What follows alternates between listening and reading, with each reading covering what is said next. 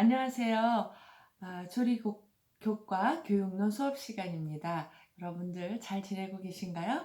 우리 3주차 수업에서는 전국의 조리고등학교 현황을 파악을 해봤습니다. 그래서 서울과 그리고 경기, 부산, 울산, 경남, 그리고 충청, 전라, 제주로 이렇게 알아봤는데요. 가장 많은 곳이 경기도였던 것 같아요. 그래서 경기도에 그 조리 관련한 그런 학교들이 많았고, 경기도에 한국조리과학고등학교가 있어서 그런 영향력을 많이 받지 않았을까라는 생각을 해봅니다.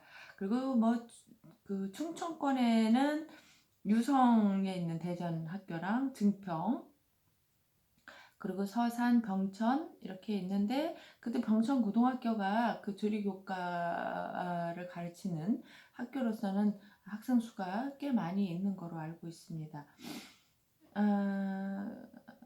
그리고 우리 이렇게 정식 교사가 되려고 하면은 임용고시를 봐야 되는데요. 임용고시는 자격 조건을 갖추고 그 해당하는 시험을 공식적으로 정해진 절차에 따라서 시험을 봐야지만 그 정식 교사가 될 수가 있습니다. 사실 조리 교사를 뽑는 경우는 해마다 있지는 않기 때문에 사실은 언제 뽑을지 예정이 미정인 때가 많습니다. 그래서 공부하는데도 어려움이 있는데, 그 공부를 하시거나 이러는 기간에 기간제 교사를 이렇게 하시는 분들도 많아요. 그래서 이 기간제 교사를 통해서 본인이 어떤 내용을 가르치고 있는지, 어떻게 시험을 준비를 해야 되는지, 또 실기 수업을 해보았기 때문에 또 면접에 유리한 그런 효과도 있습니다. 그래서 기간제 교사를 이렇게 그 각 교육청별로 채용하기 때문에 그런 내용도 제가 넣어봤고요.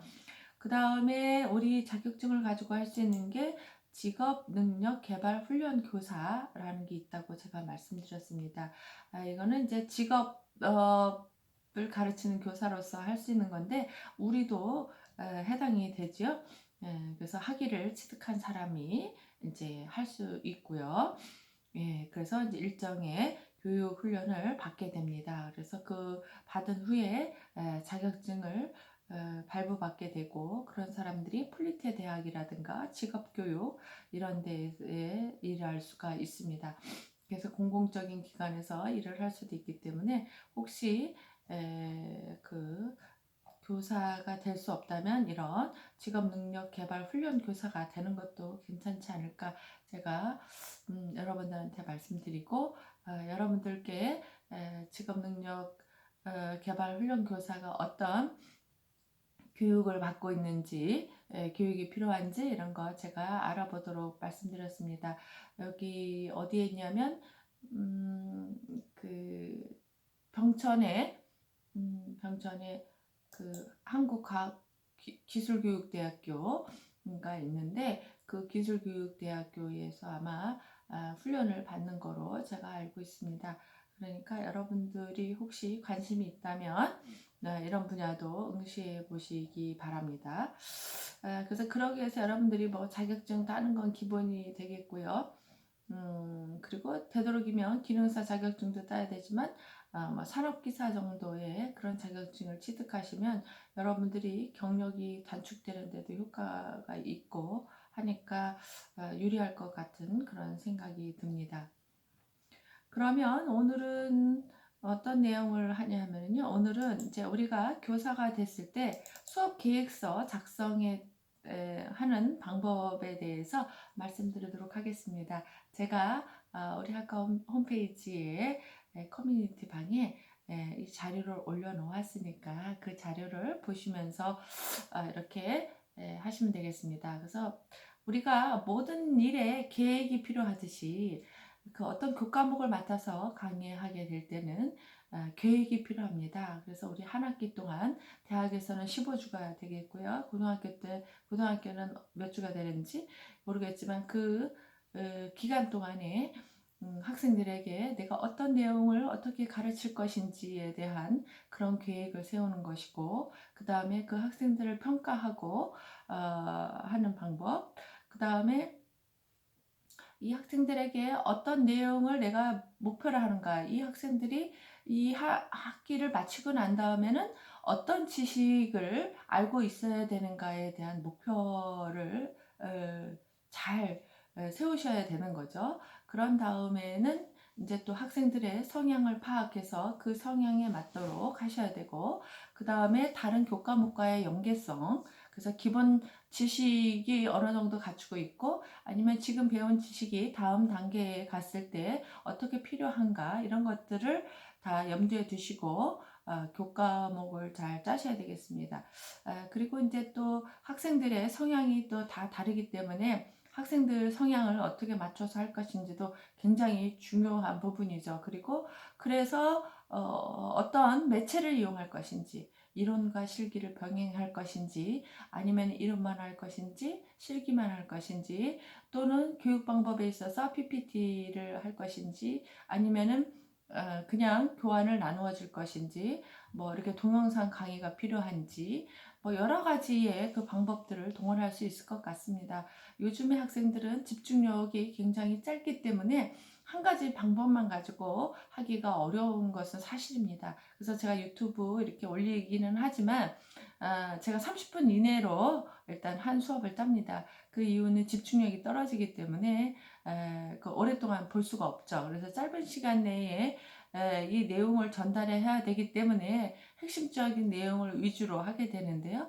또 핵심적인 위주의 내용을 하다 보면 그 전반적인 내용, 그 백그라운드가 되는 내용에 대한 설명이 좀 부족한 면이 없지 않아 있습니다. 그래서 그런 것들은 여러분들이 그 수업과 관련된 다른 자료들을 많이 참고하셔서 보셔야지만 그 학문의 폭이 넓어지지 않을까라는 그런 생각을 해봅니다.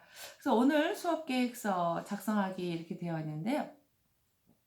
이제 쭉 읽어보시게 되면은 새 학기가 시작되면 교수자들은 수업 계획을 새롭게 만들거나 이전 학기에 사용했던 것을 수정해서 이제 하게 됩니다. 이제 여기 보면은 좋은 수업 계획서를 작성하는 것이 성공적인 강의의 첫걸음이 된다고 하고 있습니다. 그래서 우리가 이제 수업 계획서를 짤 때 본인이 그 수업에 대한 여러 가지 이론적인 배경과 그 다음에 그 정확하게 그 난이도라든가 이런 걸 잘 알고 있어야지만 잘 짜는데요. 그러니까 그 교수가 분명한 그 수업에 대해서 잘 알고 있어야지만 이런 걸 잘 짤 수가 있습니다. 그리고 수업 계획서는 교수 목적부터 학습자의 특성, 학습 목표 설정, 다양한 수업 방법, 평가 계획 등 일정한 순서에 따라서 작성해야 합니다. 그래서 수업 계획서는 단순히 학생들에게 보여주기 위한 것이 아니라 교과목에 대한 총체적인 그림을 교수와 학생의 상호작용이라고 할 수가 있습니다. 그래서 이제 교과목의 목표를 확인하고 교수는 교수 내용을 분석을 합니다. 그 다음에 학생을 특성을 파악하고 학습 목표를 설정하고 학습 방법을 선택한 다음에 교수 매체를 선정해서 평가 계획을 하게 됩니다. 그래서 교수 목적의 이제 확인인데요. 그 교수 목적은 교과목 수강이 끝난 학기 말에 학생들이 어떤 능력을 갖추게 되는가를 고려해서 설정하는 것이 좋습니다. 그러니까 완성됐을 때의 어떤 모습을 생각해야 된다는 거죠. 이 학습을 마치고 난 다음에 학생들이 어떤 지적 수준에 이를 것인지 그런 것들을 목표를 잘 세워야지만 되겠습니다. 그 다음에 교과 교육 과정상의 목표를 확인하고요. 다른 교과목과의 개연성을 확인해야 됩니다. 그리고 교과목에 관련된 사회적 요구를 확인해야 됩니다. 그래서 학생들에게 도움이 되는 실용적인 내용을 가르치기 위해서는 최근 사회에서 요구되거나 중요시되는 능력을 교수 목적에 반영할 필요가 있습니다. 그래서 요즘은 뭐 사회적인 이슈라든가 뭐 또 신문의 내용이라든가 또는 인터넷에 떠돌고 있는 뭐 그런 자료들도 학습에 사용할 수가 있습니다. 그 다음에 이제 그 교수 내용을 분석해야 되는데요. 강의 기획서를 작성하기 위해 한 학기 동안 가르치게 될 학습 내용을 선정해야 되고, 교수 내용은 교수 목적을 달성하는 데 필요한 내용을 선정해야 된다. 그래서 주교재를 선정하고 부교재를 선정하고 교수 목적을 고려하여 내용을 엄선해서 순서를 재배열할 필요성이 있습니다. 적합한 주교재가 없을 경우 교수자가 직접 그 내용을 엄선해서 제작할 수 있습니다.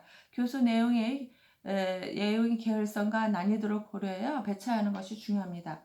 그래서 그 교수 내용의 분석 후 확인 사항이 뭐가 있냐면, 교수 내용 분석 시 교수 목적을 충분히 고려해야 하는가, 그 다음에 교과목과 관련 있는 서적들의 목차를 검토했는가, 한 학기 동안 충분히 가르칠 수 있는 학습량인가, 교수 내용들이 개연성이 고려돼서 배치되었는가, 교수 내용의 난이도는 고려되었는가 뭐라는 그런 것들을 확인해야 되겠습니다. 그 다음에 학습자 특성을 파악해야 되는데요. 요즘 이제 학습자는 학년, 성별, 사전 경험, 흥미 태도, 선수학습 경험 정도, 요구 등을 파악하고 이를 활용함으로써 수업 효과를 극대화시킬 수 있습니다. 학습자 특성은 학과 사무실이나 지도교수가 보관하고 있는 학생의 신상기록부나 자기소개서 등을 뭐 확인할 수도 있고요. 요즘은 이제 교수가 직접 학생들에게 물어보기도 하고 뭐 이렇게 해서 학생의 특성을 파악하게 됩니다. 그래서 학생 그 특성 파악 시 확인 사항은 보면, 학습자 특성을 파악하기 위해서는 학습자의 신선 기록부나 자기소개서, 학상 파일 등을 다양한 자료를 참고하는 것이 좋고요. 학습자 특성 파악을 위해서 면담을 할 필요가 있는가라는 것도 확인하셔야 됩니다. 요즘은 이제 학습자에게 일일이 상담을 하기도 합니다. 학습자 특성을 파악하기 위해 동료 교수들로부터 수집한 정보는 없는가. 그래서 이제 어떤 수업에 대해서 또는 어떤 교과목에서, 다른 교과목에서 이 학생이 어떻게 수업을 했는가에 대한 정보를 얻을 필요성도 있죠. 그래서 학습 목표를 설정을 해야 되는데요. 학습 목표는 평가 시에 평가 기준이 됩니다. 그렇기 때문에 이제 교수자로서 학습자의 최종 독자점 행동을 명시한 구체적인 학습 목표를 설정해야 되고, 관찰 가능한 동사로 서술해야 됩니다. 그래서 학습 목표 설정 후 확인 방법은, 교수 목적과 학습 목표의 관련성을 고려했는가, 교수 내용을 고려하여 학습 목표를 설정했는가, 학습자 특성을 고려했는가, 학생들의 도착점 행동이 관찰 가능한 동사로 진술되어 있는가, 학습 목표가 학습자 입장에서 달성 가능한가라는 내용입니다. 그 다음에 평가 계획서 수립입니다. 그래서 평가가 굉장히 예민하죠, 옛날보다. 그래서 평가 내용 및 요소를 설정한다. 평가 방법과 평가 시기를 결정한다. 평가 비율을 결정한다. 평가 기준을 설정한다. 성적 부여의 기준을 결정한다. 뭐 이런 거 제가 항상 얘기하지만, 이것도 학생들한테 반드시 알려서 학생들이 평가에 대비할 수 있도록 하고, 이 평가를 통해서 그 학생들이 배운 것들을 정리하고 또 다시 복습할 수 있도록 하는 기회를 주는 것이죠.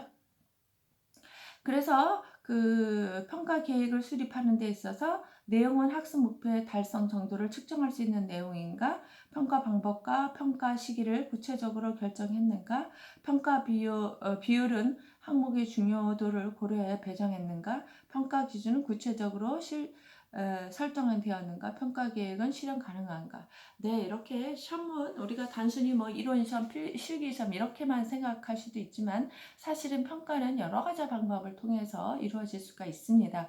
그래서 레포트를 낼 수도 있고, 아니면 수업 시간에 질문에 답을 하게 할 수도 있고, 뭐 쪽지 시험을 볼 수도 있고, 그 외에 다른 방법을 통해서도 이 평가를 할 수 있기 때문에, 그 평가 방법을 잘 정하는 것이 굉장히 중요하죠. 수업 방법을 이제 선택을 해야 되는데요. 학생들에게 어떤 수업 내용을 어떤 방법으로 가르칠 것인가 학습 활동에 적합한 수업 방법인가, 또는 학습자 특성에 적합한 수업 방법인가, 자신 있게 지도할 수 있는 수업 방법인가, 수업 환경에 적합할 수 있는 수업 방법인가. 예, 굉장히 수업 방법 어렵죠. 저희들도 마찬가지입니다. 어떻게 해야지만 이 학생들에게 수업을 잘 가르칠까 고민을 하는데, 여러 가지 여건, 환경적인 여건이 중요하겠죠. 조리 실습실이라든가 이론 강의실, 그리고 거기에 구비되어 있는 여러 가지 컴퓨터라든가 또는 음향 장치들, 칠판 이런 것들, 그리고 그 외에 외부에서 활용할 수 있는 그런 자료들, 학습 자료들, 이런 것들을 잘 어떻게 활용해서 수업할 것인지 굉장히 중요합니다. 사실 학습이라고 하는 것은 지식만을 배우는 것이 아니기 때문에 학습자, 교수자로부터 그 사람의 인격이라든가 또 실습을 통해서 본인이 직접 체험해야 되는 경우가 있기 때문에 그런 것들을 어떻게 잘 해야 되는지, 지금 저희들이 코로나 사태로 이렇게 지식 위주의 수업을 하고 있는데 이게 정말 이것만이 우리 교육의 목표인가라는 그런 생각도 한 번씩 해봅니다. 여러분들도 아마 어려움이 많을 것으로 생각이 드는데, 그래서 우리가 어떤 방법을 선택해야 될 것인가, 그래서 우리 목표하는 바를 잘 이루기 위해서 교육 방법을 잘 정해야 되겠죠. 그래서 교육 매체를 잘 정해야지 되는데, 우리는 뭐 강의실 뭐 여러 가지 말씀드렸습니다. 뭐 파워포인트, 컴퓨터, 프로젝트, 뭐 프린트물, 칠판 뭐 이런 것들을 적절히 잘 활용해야 되고, 또는 뭐 현장 학습을 갈 수도 있고, 체험 학습을 갈 수도 있고, 또는 누구의 특강을 들을 수도 있는 거죠. 그래서 이런 것들을 그 수업 내용을 고려해서 적절히 잘 활용하고 있는지 해야 되겠죠. 그 다음에 학생들과 상호작용하는 수업 계획서는 어떻게 작용할 것인가. 그러니까 여러분들이 이제 그 할 때, 그 교수자로서의 입장만 생각할 것이 아니라 학생들과의 그런 상호 관계를 생각하면서 수업 계획서를 잘 짜야 되겠죠. 그래서 우리가 실기 수업을 하거나 이렇게 할 때 학생들이 배우고 싶은 메뉴가 있는가, 어떤 거를 꼭 배우고 싶은가, 이런 얘기를 합니다. 그러므로 인해서 학생들이 동참할 수 있는 기회, 참여할 수 있는 기회를 줌으로써 적극성을 높이게 하는 거죠. 그 다음에 또 실기 수업을 할 때 중요한 것이 그 어떻게 재료 준비를 할 것인가, 또 재료 준비는 어떻게 돌아가면서 하고, 누구에게 마무리를 시키고, 수업 진행의 처음과 끝은 어떻게 시작해서 어떻게 끝날 것인가 라는 그런 계획들을 잘 해야 됩니다. 그래서 이런 것들을 하기 위해서는 정말 내가 알고 있는 지식도 중요하지만 전달할 수 있는 능력, 학생들과 어떻게 소통할 것인가, 그 소통하는 과정 중에 또 소외되는 학생은 어떻게 없게 할 것인가, 또 어떻게 많은 학생들이 이 수업에 참여하게 할 것인가, 또 이 학생들은 어떻게 골고루 그 여러 가지의 그 수업에 필요한 일들을 분담해서 참여도를 높일 것인가, 뭐 이런 것들을 고민을 해봐야 될 것 같습니다. 그래서 그 교수자는 학생들을 끊임없이 보살피고 수업이 잘 진행될 수 있도록, 시작해서 끝날 때까지 잘 진행될 수 있도록 지속적으로 학생들에게 지시를 할 수뿐이 없는 그런 상황이 됩니다. 그렇게 하더라도 이 학생들에게 어떤 말을 어떻게 해서 서로 상호작용이 잘 일어나게 할 것인지, 이런 것도 굉장한 그 전달 방법이고 그 교수자로서의 노하우라고 할 수가 있습니다. 그래서 여기 보면 수업 계획서 예시가 이렇게 써 있는데, 교과목의 개요, 교과목의 목표, 교수 방법, 평가 방법, 교재, 참고 도서, 부교재 쭉 있어서 수업 스케줄 내용까지 이렇게 짜여져 있습니다. 그러니까 여러분들에게 제가 내고자 하는 내용은, 여러분들이 이제 교육론에서 이제 해야 될 거는 한식 조리 기능사 시험 문제를 어떻게 잘 가르칠 것인가에 대한 내용이기 때문에, 여러분들이 한식 조리 기능사 교과목을 가르치는 한식 조리 원 정도의 교과목이라고 생각하시고, 교과목의 개요, 그 다음에 목표, 뭐 이거를 써보시기 바랍니다. 그리고 평가 방법은 어떻게 할 것인지, 이것도 써보시기 바라고요.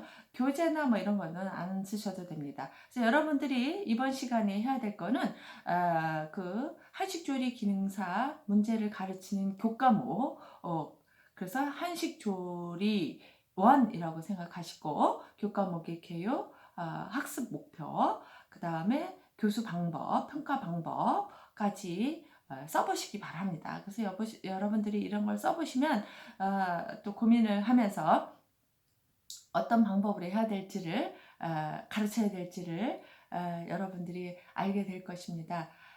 네, 오늘도 여러분들과 그 수업 계획서 작성하는 법에 대해서 알아봤습니다. 혹시 궁금한 점이 있으면 저에게 연락을 주시기 바랍니다. 오늘은 이만 마치겠습니다. 고맙습니다. 수고 많으셨습니다.